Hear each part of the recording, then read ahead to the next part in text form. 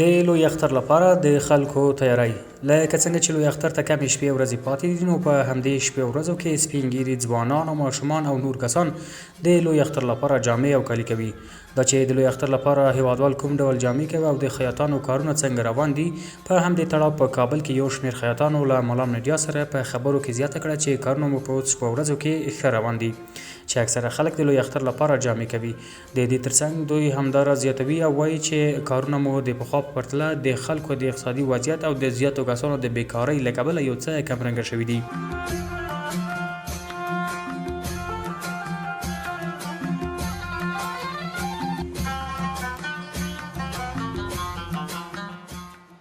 د مالان میډیا ډیرو درنو لیدونکو بیا هم ښه راغلاست.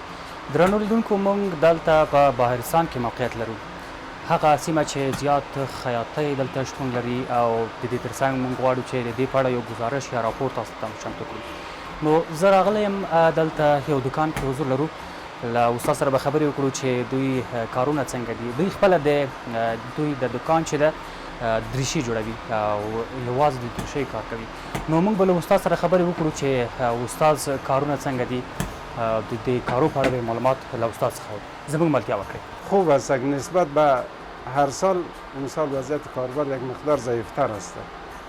میگه باز هم دم آدم عید است، امید دارم که انشالله یک عیدی ماه رمضان که است، ابتدای رمضان که شروع میشه مردم در زمان باز تدابیر خود میگیرن.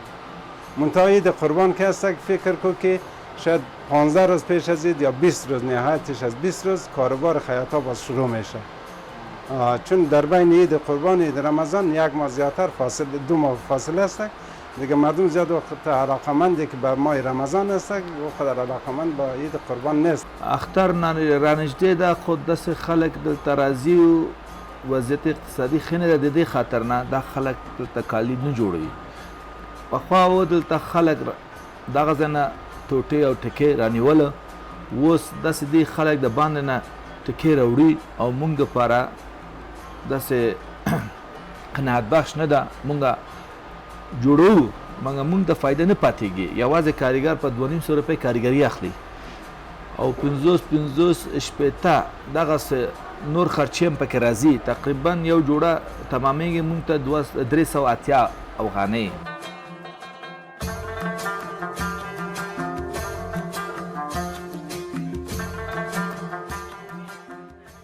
دوی همداراز زیاتوي چې د یوې جوړې بیه له 500 څخه نیولې او همداشان د یوې جوړې دریشۍ قیمت له 3000 څخه نیولی، بیا د کسانو فرمایش ته په کتو یې قیمت هم جګیږي.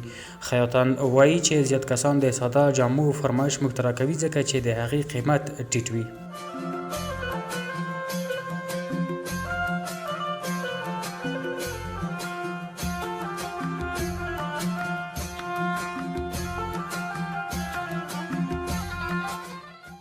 یک دریشی گرچه که اجرا ما میگیرم 3000 3500 اجرا میگیرم، منتها پس مطابق اجره خود پس همون قدر مصارف داره. در یک دریشی برای ما فرض مثال شاید 500 یا 600 روپیه که برای ما بانه دیگه، پس دوباره اجره کارگر میشه، موادش میشه، جنس بالا رفته.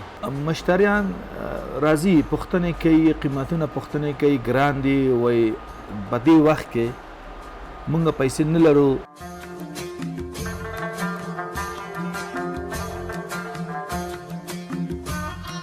یو شمېر رخت پلورونکي وایي زموږ سره مختلف ډوله رختونه شتون لري.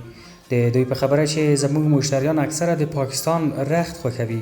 دوی وایي چې د پاکستان، چین او هند تکې هم دلته شته، چې د هغوی قیمتونه 1 متر له 200 څخه نیوله بیا تر 400 افغانیو پورې دی. خو خلک د پاکستان رخت زیات خوښوي او له هغې څخه جامې جوړوي.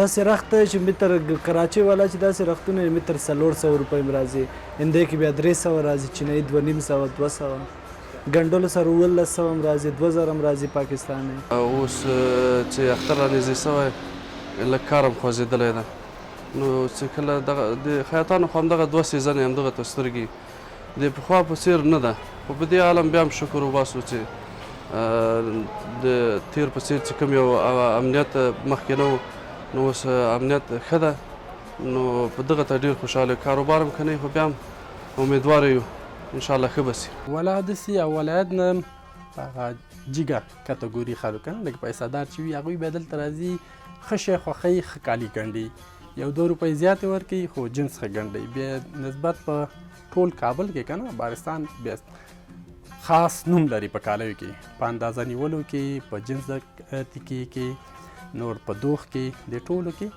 بیا ډېر ټاپ دی